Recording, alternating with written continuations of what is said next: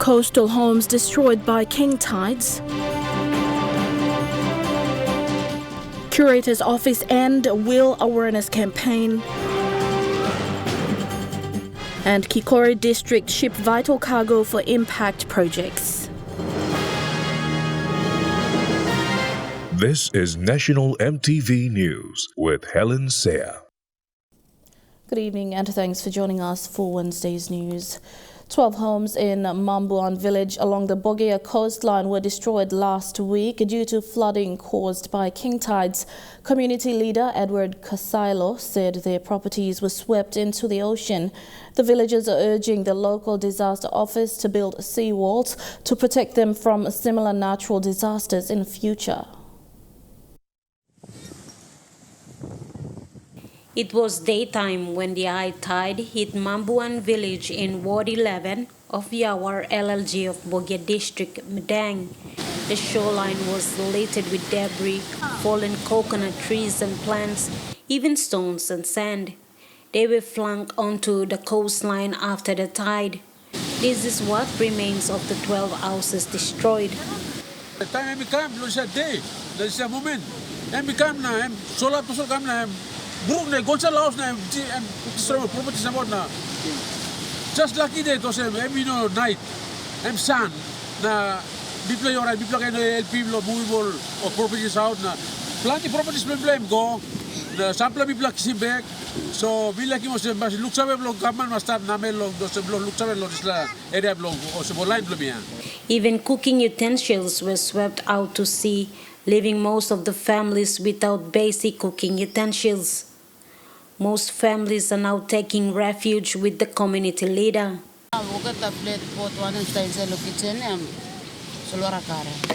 In the neighboring village, the villagers lost their properties and a number of houses were destroyed as well.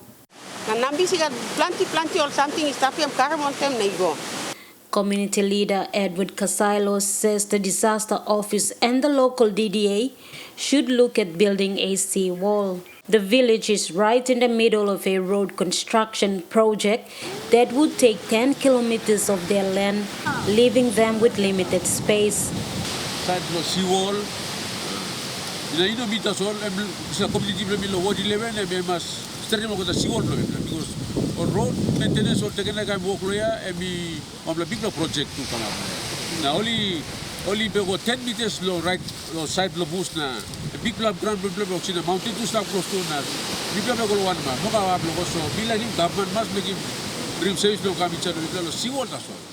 Mathaluis National EMTV News, Medang. Kikori District Development Authority last weekend sent off the first of 4 shipments of project cargoes to its project impact areas. Local contractors engaged by KDDA for delivery and completion of outstanding projects say these services have been long missing in the district. Among materials sent were resources for 3 health centers for remote Kikori villages.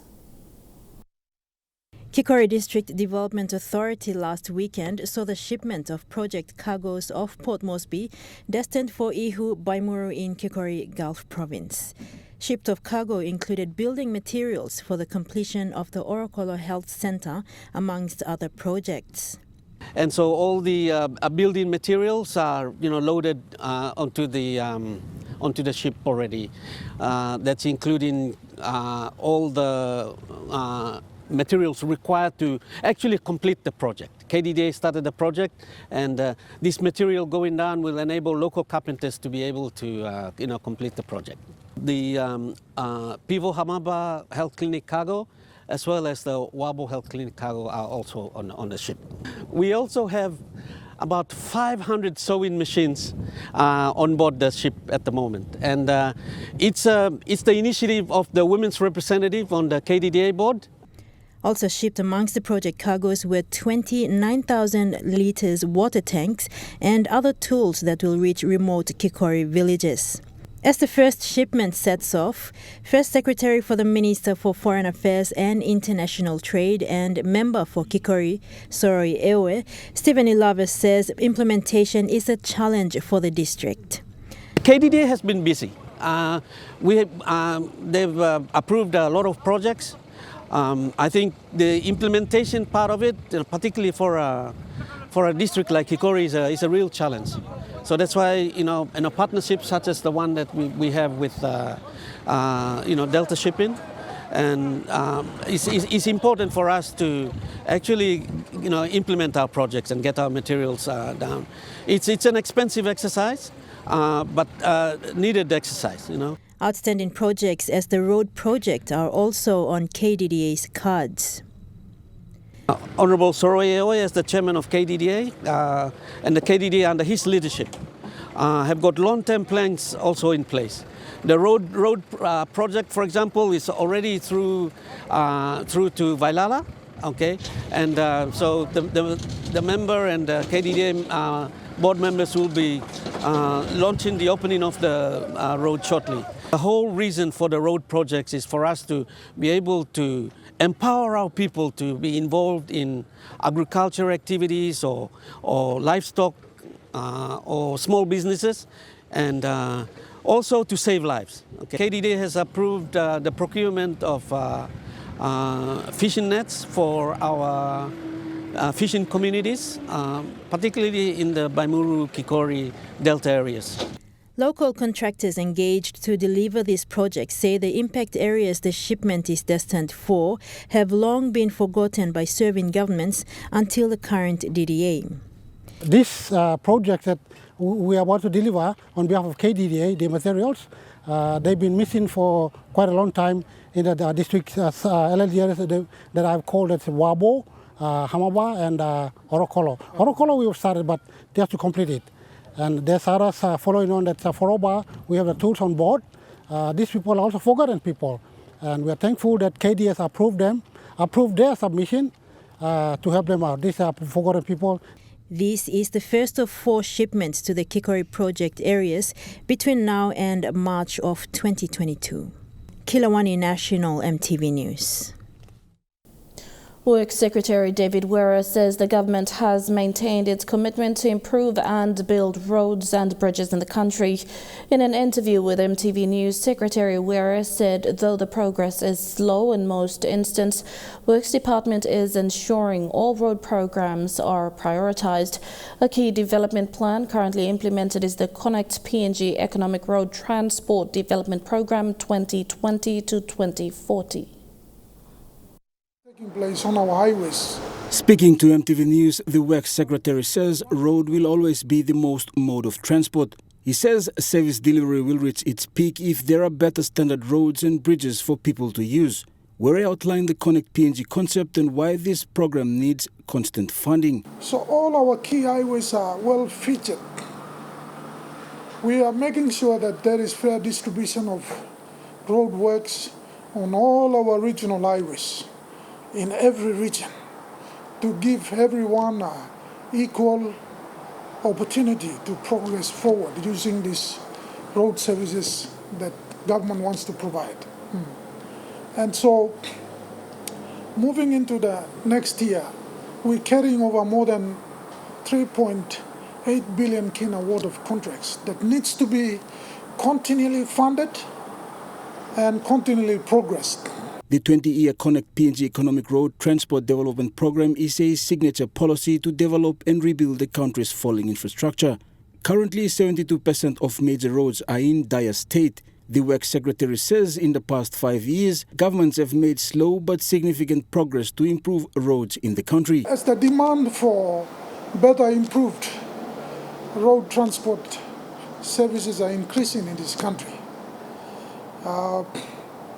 the need and challenges to reduce the rate of deterioration that's taking place on our highways is also a big challenge running parallel with the demand. So we are in a very difficult situation. We must find the right balance. Right balance in reducing the growing backlog and right balance in meeting the growing demands as well for new roads, for improving our road network throughout the country. While the focus is on roads, bridges are also important. The Works Secretary said most bridges are overdue for replacement. He said the 5-year bridge program is key to link people and services. as far as service delivery and business is concerned. And we keep saying that as we progress into the future, roads will continue to play an important role for PNG to progress as a nation. Jack Power Jr. National EMTV News. The national government is fully committed to paying the full appropriation of 486 million kina for education before the financial year close. Education Minister Jimmy Oguro made this declaration following a report by the Deputy NEB Chairman Michael Ova. Oguro said the government is yet to get 81 million kina in warrants from the Department of Treasury, with the balance to be disbursed to schools in Term 1 of 2022. Minister Oguro said that the Department of Education is also aware that many parents and guardians have not paid their share of 38% school fees for their children in 2021. Office of the Public Trustee of PNG under the Department of Justice and Attorney General officially closed its Will Awareness campaign today. The Will Awareness campaign is to inform the citizens of the country to safeguard their assets and beneficiaries for the future when they die. This is an ongoing awareness carried out by the Justice Department. However, for this year, the campaign took place in NCD, Marbe, East New Britain and Western Highlands provinces. The two-year awareness campaign by the Office of the Public Curator ended today with report presentation and a check presentation of 200,000 kina and the paralegal training certificates. The Will Awareness campaign activities included presentations to organizations and the general public about the importance of signing a legal will for future use. The importance of making a will is that if a person is deceased, his or her assets are distributed evenly to beneficiaries. Will Awareness is asking Papua New Guineans to write the will. If they don't have a will, then we deal with it, what they call interstate matter. There's no will. But when they have a will, it is called testate matter. So when there is a will, it makes it easy. Whatever the deceased owns goes to the rightful people that the deceased names and to his beneficiaries. In the case where there is no will, it gives us the power to deal with it and identify the beneficiaries and distribute the assets to them. Even though the campaign was successful, Public Curator Jacob Popuna said the experience with the complexity of the lifestyle of the people is a challenge for the office. And in most times, the beneficiaries are always losing out. You know, the uncles and relatives come and, you know, they help themselves with vehicles and anything. So for us to go and bring it back, you know, it's very difficult. So the widow and the children are always suffering. So that's why we're encouraging people to have the will so that the rightful beneficiaries will benefit from it. Minister for Justice Brian Kramer assured the Office of the Public Curator that he will support this campaign as long as the rightful people benefit. And then the court is not clear, then the opportunity now is for the department to bring us the legislation or proposed legislation, and we go create an act that helps protect the rights, obviously, of our citizens in this regard and helps the department effectively do its job. So where the law is silent, now is the opportunity. We're happy to bring in a submission. Our job is to take it to Parliament. We've got, I think, 3 more Parliament sessions next year. So if there's any areas that you need enforcement in law, then it's now on the Public Curator to bring that very quickly to the attention of the department so that I can go on the floor of Parliament and pass those legislation to help you do your job. The awareness program will continue despite setbacks such as funding constraints. It will still continue, but in sections when people invite us, we will go and do the Will Awareness to all organizations in Papua New Guinea. Currently, we're doing it with customs.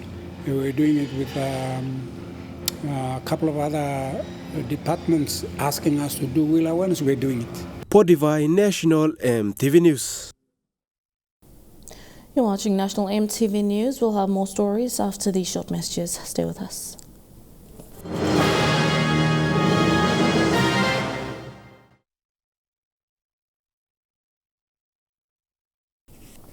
Welcome back to another story in Medang. Displaced Manam Islanders living in Potsdam Care Center on the mainland of Kikori District were also affected by the king tides. The islanders say the tidal flood is adding another problem to the existing setback they are already faced with. The floods destroyed their water sources, houses and properties. They fled some 16 years ago after volcanic eruptions on Manam Island. They were then placed in 3 care centers on the mainland, Mangim, Asuramba and Potsdam. Last Wednesday, another disaster hit the islanders at Potsdam Care Center. Last week Wednesday, waves here come and tap. Come, go get underneath the house here. So, Suluarem Sulap na Bagarapi ugeda something stop harrelo nambis. Na same time house brook all the way brook na all mama pikinini tu all puretu ya yutingi ma nature ya na time how come mipla puretu on time. So mipla stop na something continue. The islanders in the care centers have been living here for 17 years. They say the damages caused as a result of king tides is only adding to the existing problems. It is a constant struggle as land and resources are becoming scarce with the increase in population. Tidal waves were moving me again.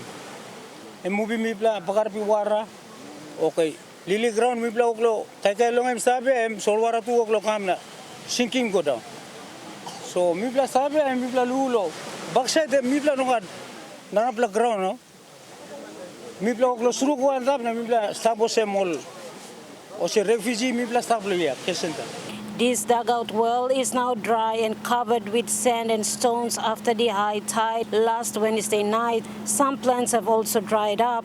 Aurora Ben has been living in Potsdam for 17 years, and this is the first time such disaster has occurred.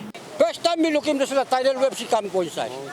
Like most of the islanders, Ben now has 20 grandchildren and is still waiting on the government to resettle them. They fled Manam because of the eruptions, only to be hit by another disaster again. You saw mipla stop location tuna. You saw paya rauni mipla kamna mipla stop location relo sulwara kena sometimes sulwara ken wuki mipla na emusem one plaka in piling we mipla pilim. Displaced islanders have been waiting for years of relevant government authorities to assist them resettle. Some have died while waiting. The resettlement plan for the internally displaced persons was created after the formation of the Manam Resettlement Authority in 2006 to resettle the islanders. The proposed site was at Underroom in the hinterlands of Kikori District, but due to funding constraints, the talk on resettlement has become a myth for many displaced islanders. For 17 years, they still consider themselves as a refugee on their own land. Martha Louise, National EMTV News, Medang. Representatives from New Zealand and Australia were in Enga province yesterday. New Zealand High Commissioner Philip Towler and Australia's John Philp visited rural electrification projects funded by their governments. The power project was the outcome of the 2018 APEC meeting in Port Moresby to boost electricity connection to 70% of PNG's population by 2030. The New Zealand High Commissioner to PNG, Philip Towler, and the Australian High Commissioner to PNG, John Philp, have visited the Sark Valley Power Project sites to see the progress of the power line extension project. Enga Governor Sir Peter Ipatas, Wapanamanda MP Rimbing Pato, and delegates accompanied them from the National Planning and Monitoring and PNG Power Limited. It was a commitment by Australia, New Zealand, USA and Japan during the 2018 APEC summit to jointly fund the connection of power to 70% of PNG's household to improve their living standard. And I think it was really exciting to see the joy and excitement from the communities about this project. It has been, I guess it originated from the APEC meeting in 2018 that was hosted by Papua New Guinea, and a partnership that was created at that meeting with Australia, PNG, US, Japan and New Zealand that aims to try to help Papua New Guinea reach its goal of connecting 70% of households to electricity by 2030. So this is one of our biggest projects in Papua New Guinea at the present time. We're working very closely with Australia, which is also co-funding the project. PPL is the implementing partner. We've had good support from the provincial government. New Zealand and Australia have jointly funded 25 million New Zealand dollars for the Sauk Valley Power Project. It is managed by New Zealand, with PNG Power Limited the implementing partner. A similar project is happening in the Central Province, which will see its completion soon. Both projects will see over 500,000 households being connected to power, two of the major projects by the New Zealand and Australian governments in PNG. Finish or largely complete before the elections next year, but I guess there is the potential for some delay, but we're already making good progress on the eastern sector. I think we've constructed about 60% of the distribution lines up till now. The western sector will start just after Christmas, we hope. And as I mentioned, we hope that both will be completed by the elections. Governor Ipatas thanked his counterparts and said his government would continue to manage the power project after its completion. More than 20 schools and health centers in the Sauk Valley area would benefit greatly with this project. It projected that achieving the 2030 goal would lift gross national income by 12% and GDP by 10%. Vasinata Yama, National EMTV News, Wabek. A two-year program aimed at improving the well-being and empowerment of persons living with disability was launched in Port Moresby. Known as Real Inclusion Disability Engagement or RIDE project, it is intended to strengthen a disabled person's organization to advocate their rights. It will be implemented by World Vision in partnership with the Department for Community Development. Australian High Commissioner John Philp said this project comes at a time when PNG is facing COVID-19 challenges. RIDE is a program funded by the Australian government to promote disability inclusive development in Papua New Guinea. Kandep District Development Authority, through the local MP Don Pollier, has launched several infrastructure projects in his electorate. The main project is the launching of 2 mobile hospitals in partnership with Health Services Solutions Limited. The launching of the mobile hospital is a milestone achievement for the people of Kandep during the COVID-19 pandemic. They will be stationed at Wage and Lai Mariant LLGs. The partnership with Health Services Solutions Limited Mobile Hospital came after the local MP Don Pollier took office 7 months ago and have witnessed many unreported deaths. For complementing the service by providing the COVID-19 test and the fact that Dr. Fossey has his laboratory in Port Moresby to check if there's COVID-19 in the people of Kandep, that also has a lot of value to the test that he's doing here. The Kandep people are very versatile but very vigilant. They will survive COVID-19, but we respect that it is a truth, a virus that we see it affects us. Managing Director of H-Hasses Limited, Dr. Nicholas Mann, said his service is similar to that of an hospital. The 2 buses contain X-ray machines, laboratory and every services that is available at a hospital, including professional health staff. They will help with the testing and vaccination of COVID-19 as well as treating other sicknesses. Delivering one or something, kind of district development, they like him, hospital standard care, Other projects that have been launched are the road projects in the districts, upgrading and maintenance of high schools in the electorate, building of Kandep Justice Community Centre and the Kandep District Office. All the contractors that are involved in the delivering of the 14 projects were present at the event.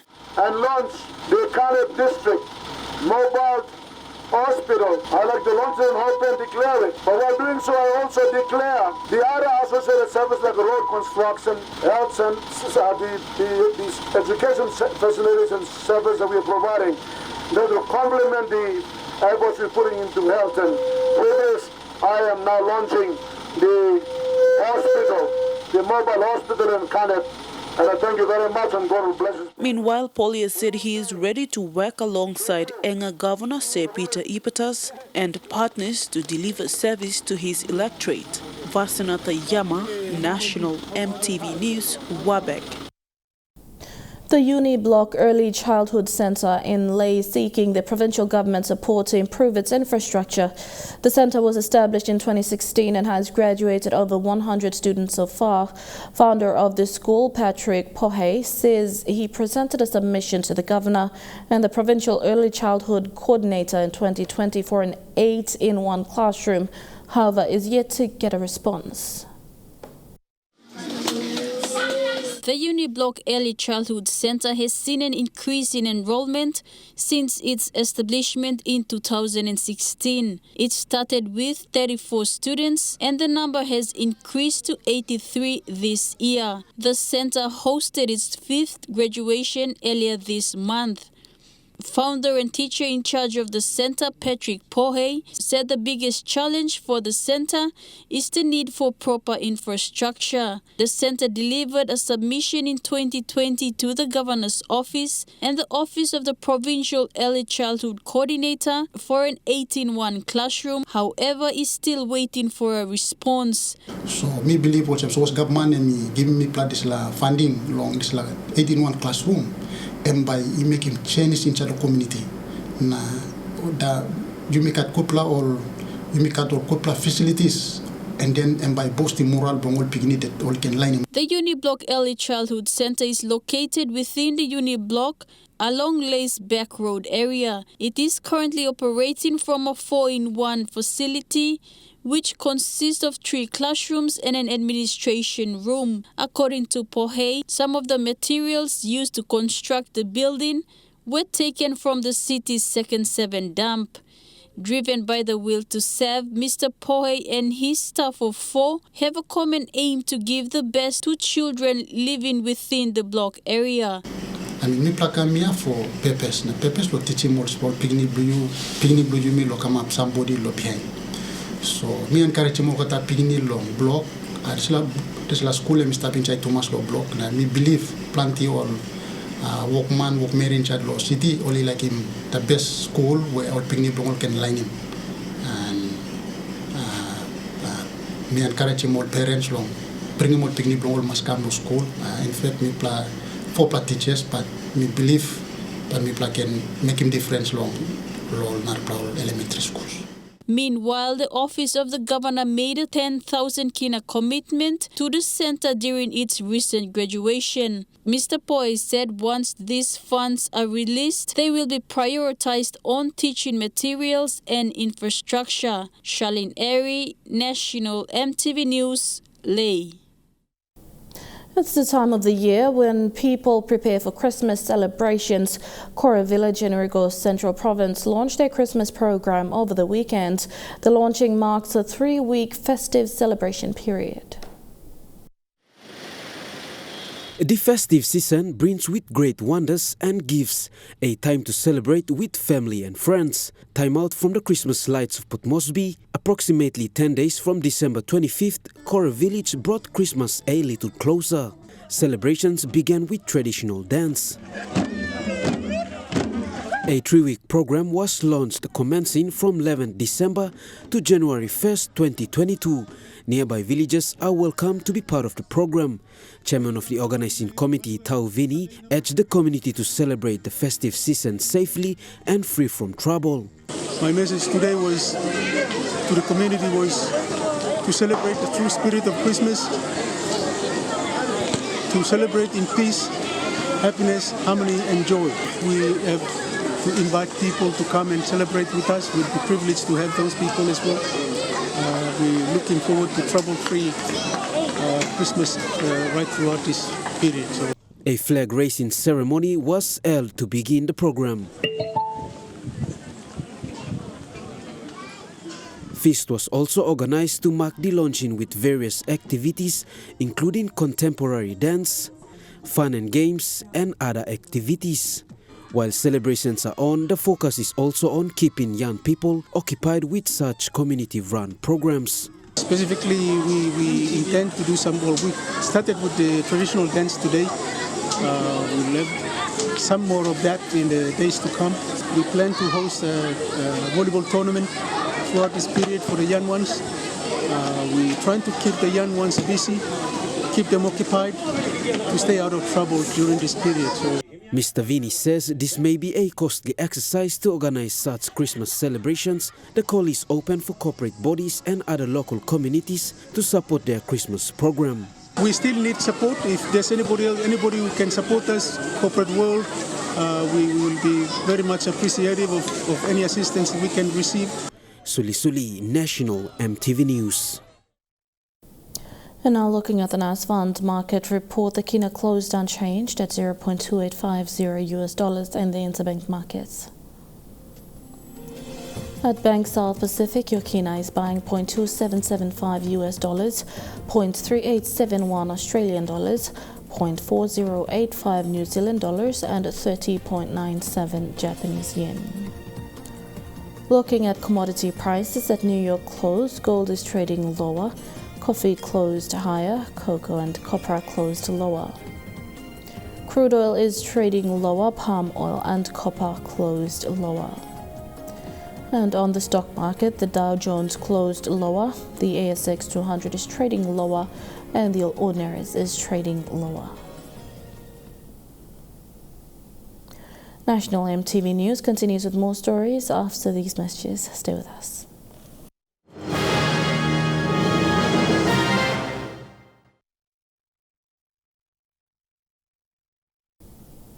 Welcome back to the news. After years in operation, the PNG Teachers Association office has now been renovated. It was formally opened by the Industrial Registrar Helen Salau yesterday. Senior members of PNGTA and officers witnessed this significant event. The renovation includes the President's office and a reception to serve teachers who inquire there. The Industrial Registrar says it's a small office with huge responsibility. I thank you for the hard work you have made and to have this office opened after a very long time. And congratulations, PNGTA and your members, that your office is now open to represent the members that have elected you in office. Thank you, Industry Registrar, for opening up this. And I want to assure you now that from 2020 onward, our report will be handed to you every quarterly, so that you and our team, cooperatively, we will serve teachers in Papua New Guinea. There is a big change. It may look very small and simple, but at least it is giving us the impression that something has transpired and something is beginning to happen for the benefit of all our teachers in the country. This weather update is proudly brought to you by MoniPlus, with you always. I'll look at the weather forecast for tonight and tomorrow in the southern region only. Showers and thunderstorms in Port Moresby and Popondetta.